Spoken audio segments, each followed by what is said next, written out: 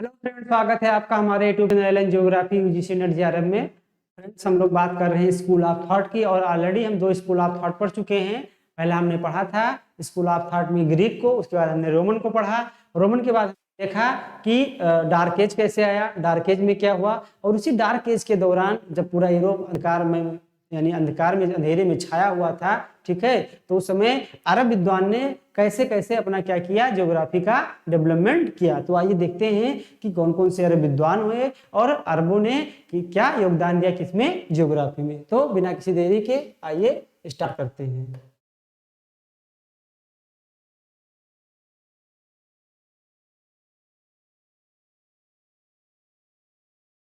Contribution of Arab, चलिए देखते हैं कि कौन कौन से विद्वान हुए।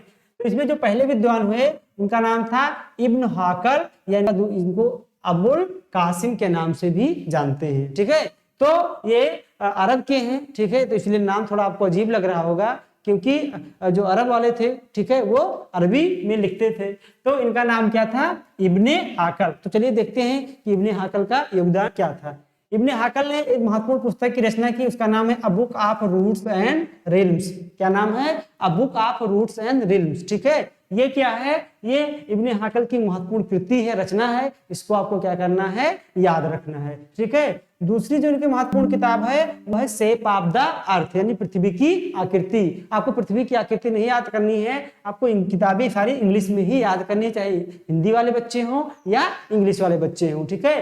तो ये 2 महत्वपूर्ण कृति है, इसको आपको याद रखना है। और ये किसकी है, ये आपका है इब्ने हाकल या अबुल कासिम, जो भी आपको छोटे बोल लगे वो दोनों आप क्या कर सकते हैं, याद कर सकते हैं, ठीक है। दूसरे जो महत्वपूर्ण विद्वान हुए वो हुए अल-मसूदी। अल-मसूदी भारत की यात्रा भी कर चुके हैं। जो इतिहास पढ़े होंगे उन्होंने पढ़ा होगा कि जब महमूद गजनवी भारत आया था तो उसी टाइम क्या थे, अल-मसूदी जी भारत आए थे, ठीक है। तो अल-मसूदी ने किताब लिखी, ये बहुत ही इंपॉर्टेंट किताब है, किताब मुराज अल दहाब। क्या नाम है, किताब मुराज अल दहाब, ठीक है। इनकी जो दूसरी पुस्तक है वो है meadows of gold and mines of precious stone. क्या है, meadows of gold and mines of precious stone, ठीक है। इसको हिंदी में बोलते हैं सोने की जो है चरवाहे, यानी जो सोने के चारागाह है, ठीक है। And precious of mines of precious stone, यानी सोने के चारागाह और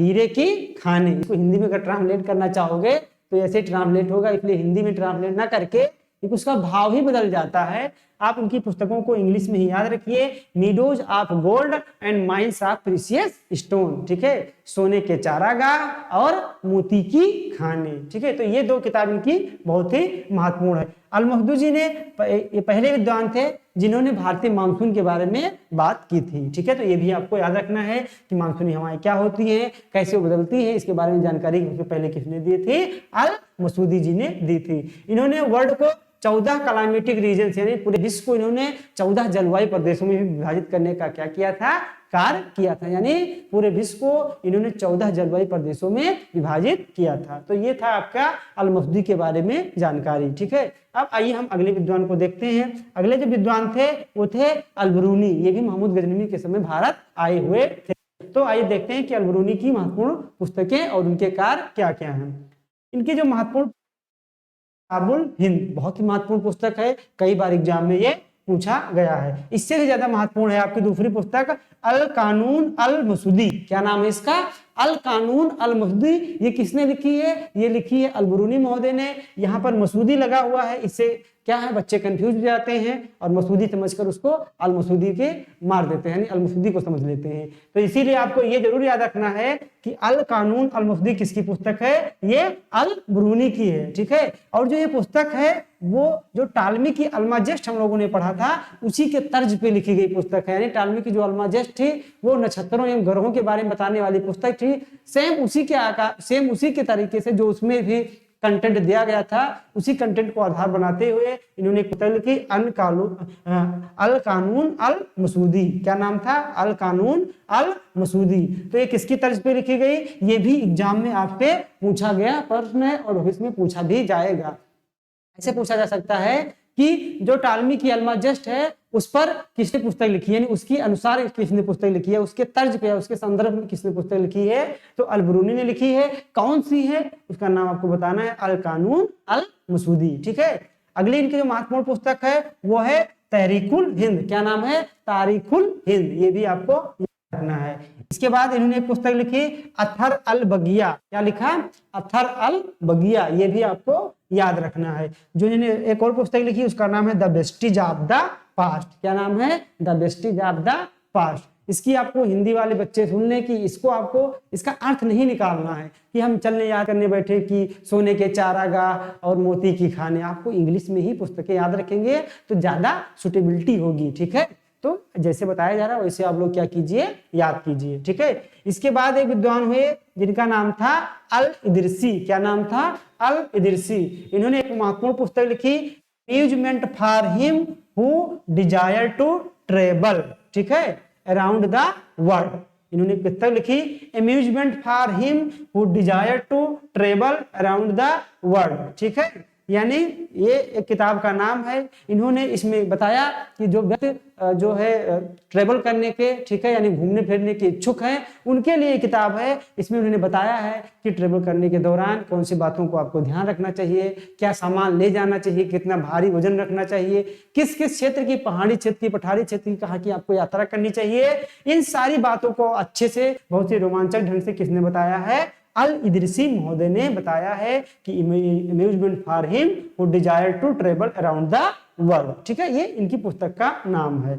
और एक बात और याद रखना है, जो टालमी की आपने देखा था अल्माजस्ट, टालमी की अल्माजस्ट जो है, ठीक है, उसको उन्होंने क्या किया था, वो अरबी भाषा में इसको ट्रांसलेट करने का भी क्या किया है, कार्य किया है। ये कम से कम एग्जाम में 20 बार पूछा जा चुका है कि जो टालमी की अल्माजस्ट है उसको किसने ट्रांसलेट किया था, यानी अनुवाद किसने किया था, क्योंकि वो ग्रीक थे। ठीक है, तो उन्होंने उस भाषा में लिखा था, ये इसको किस भाषा में ट्रांसलेट किए थे, अरबी भाषा में ट्रांसलेट किए थे। किस किताब को, टालमी की अल्माजस्ट को किसने किया था, अल इदरिसी महोदय ने किया था। ये बात आपको याद रखनी है। ठीक है, तो यहाँ और आगे देखते हैं विद्वानों को कुछ।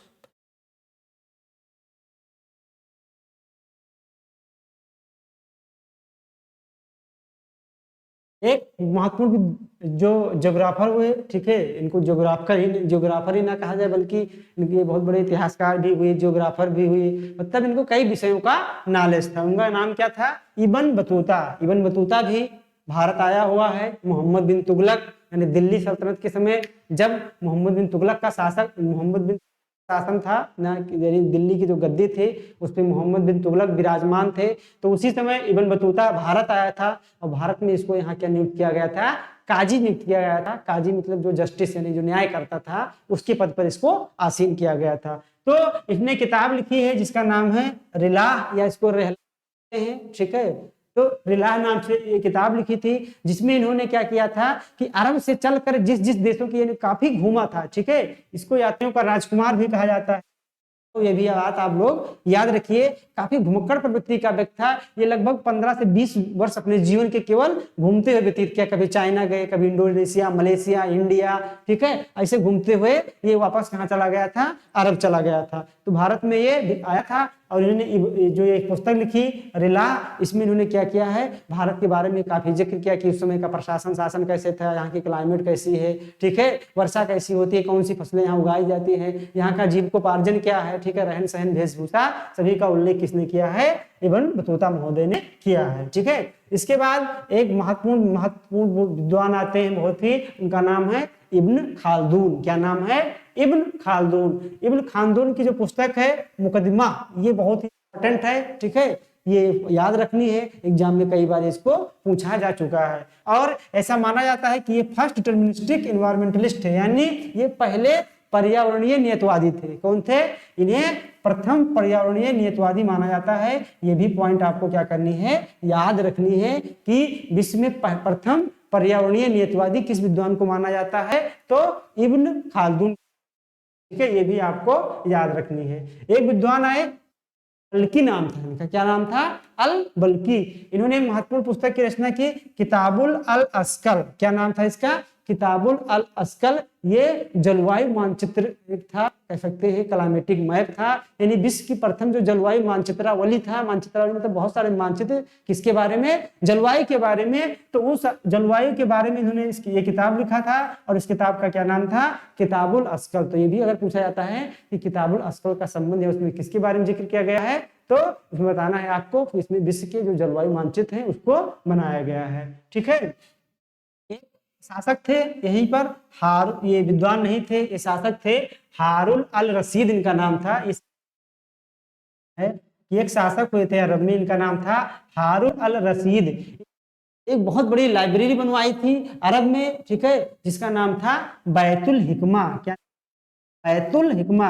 बैतुल हिकमा का शाब्दिक अर्थ ही होता है ज्ञान का भंडार, जिसमें जो बहुत सारे इतिहास के बारे में जानकारी, कलाकृतियों के बारे में जानकारी, घर कैसे बनाया जाता है, ठीक है, नक्काशी कैसे की जाती है, ज्योग्राफी के बारे में जानकारी। यानी इन्होंने एक लाइब्रेरी बनवाई, और उस लाइब्रेरी में दुनिया के जितने भी ग्रंथ थे उसको मंगवा के सभी को ट्रांसलेट इन्होंने करवाया। और कहा जा सकता है कि लाइब्रेरी पूरी तरीके से एक ज्ञान का क्या है?